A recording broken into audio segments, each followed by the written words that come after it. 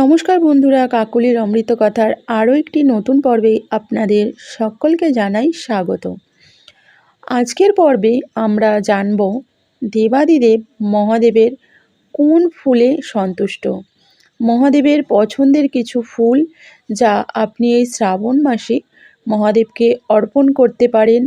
তাহলে আসুন জেনে নেওয়া যাক আজকের ভিডিওতে। শাস্ত্রে বলা হয়েছে যে মহাদেবকে একবার প্রসন্ন করতে পারলে আমাদের জীবনের যে কোনো দুঃখ কষ্ট থেকে আমরা মুক্তি পেতে পারি। এছাড়াও আমাদের মনস্কামনা মহাদেবের আশীর্বাদে অবশ্যই পূর্ণ হবে। মহাদেবকে বলা হয় ভোলানাথ, তিনি অল্পতেই সন্তুষ্ট। মহাদেবের ভক্তরা নারী পুরুষ নির্বিশেষে প্রত্যেকেই এই শ্রাবণ মাসের সোমবারে মহাদেবের উদ্দেশ্যে পূজা করেন, উপোস করেন। বাড়ির মহিলারা সকাল সকাল স্নান সেরে শুদ্ধ বস্ত্র পরিধান করে ওং নমঃ শিবায় এই মন্ত্রটি উচ্চারণ করে শুরু করেন মহাদেবের আরাধনা। স্বামী সন্তানের মঙ্গল কামনায় মহাদেবের পূজা করেন। বাড়ির কুমারী মেয়েরা দেবাদিদেবের মহাদেবের মতন স্বামীর কামনায় মহাদেবের আরাধনা করেন। মহাদেবের আরাধনা করতে যে জিনিসটি অবশ্যই প্রয়োজন সেটি হলো বেলপাতা। মহাদেব সবচেয়ে খুশি হন, তবে মহাদেবের পূজাতে বেল ফুলও ব্যবহার করা যায়। শাস্ত্র থেকে জানা যায় যে বেল ফুল মহাদেব দিলে খুব খুশি হন। এই বেলফুল কিন্তু সুগন্ধি বেলফুল নয়।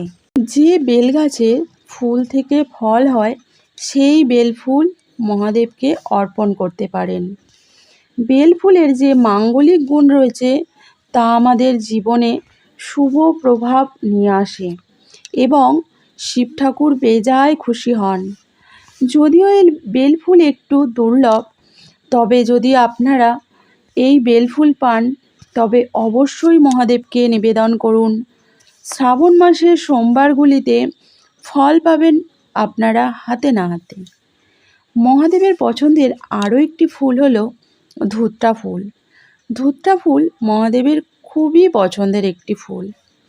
মহাদেবের পুজোতে আরও একটি ফুল লাগে, সেটি হলো আকন্দ ফুল। আকন্দ ফুল আমাদের পাপ স্খলন করে। যদি আপনি কোনো খারাপ কাজ আপনার নিজের অজান্তেই করে ফেলেছেন, তার জন্য আপনার মনে কষ্ট হচ্ছে, বারবার সেই ঘটনা মনে পড়ছে, তাহলে অবশ্যই শ্রাবণ মাসে আপনারা আকন্দ ফুল দিয়ে বাবাকে পুজো করুন এবং আপনাদের যে খারাপ কাজ করেছেন, যে বাবা ভুল হয়ে গেছে আমায় ক্ষমা করো, এই জানিয়ে বাবাকে যদি পুজো করেন আপনারা, তাহলে আপনাদের মানসিক অবসাদ অনেক কমে যাবে, মানসিক শান্তিও আপনারা পাবেন। ভক্তদের বিশ্বাস আর্থিক ক্ষতি থেকে বাঁচতে বা আর্থিক দিক থেকে সমৃদ্ধি হতে মহাদেবকে অবশ্যই শ্রাবণ মাসে পদ্ম ফুল নিবেদন করুন। নীল পদ্ম দিয়ে শিব ঠাকুরের আরাধনা করুন। পারিবারিক কোনো অশান্তি থাকলে এবং বহুদিনের কোনো ইচ্ছা পূরণ হচ্ছে না, তাহলে অবশ্যই এই শ্রাবণ মাসে মহাদেবকে বকুল ফুল দিয়ে পুজো করুন। নিঃসন্তান দম্পতিরা সন্তান লাভের জন্য গোলাপ দিয়েও পুজো করেন বলে বলা হয়। দেবাদিদেবের পূজা গোলাপ ফুল দিয়ে করলে জীবনে নেমে আসা যে কোনো বাধার পাহাড় আমরা কাটিয়ে উঠতে পারব। সেই সঙ্গে খারাপ শক্তির প্রভাব জীবনে থাকবে না, ফলে বিপদ ঘটার আশঙ্কাও অনেক কমে যাবে। তাহলে বন্ধুরা, আজকের ভিডিওটা কেমন লাগলো অবশ্যই কমেন্ট করে জানিও। যদি ভিডিওটা ভালো লেগে থাকে, এরকম ভিডিও যদি তোমরা দেখতে চাও, তাহলে অবশ্যই কমেন্ট করে আমাকে জানাবে। আর আমার চ্যানেলে শ্রাবণ মাসে বাবা মহাদেবের অনেক ভিডিও আছে, তোমরা চাইলে সেগুলো দেখে নিতে পারো। তাহলে আজকে ভিডিওটা এখানেই শেষ করছি। আবার দেখা হবে নতুন কোনো ভিডিওতে। বেল আইকনটা ক্লিক করতে কিন্তু একদম ভুলবে না। আজকের মতো নমস্কার।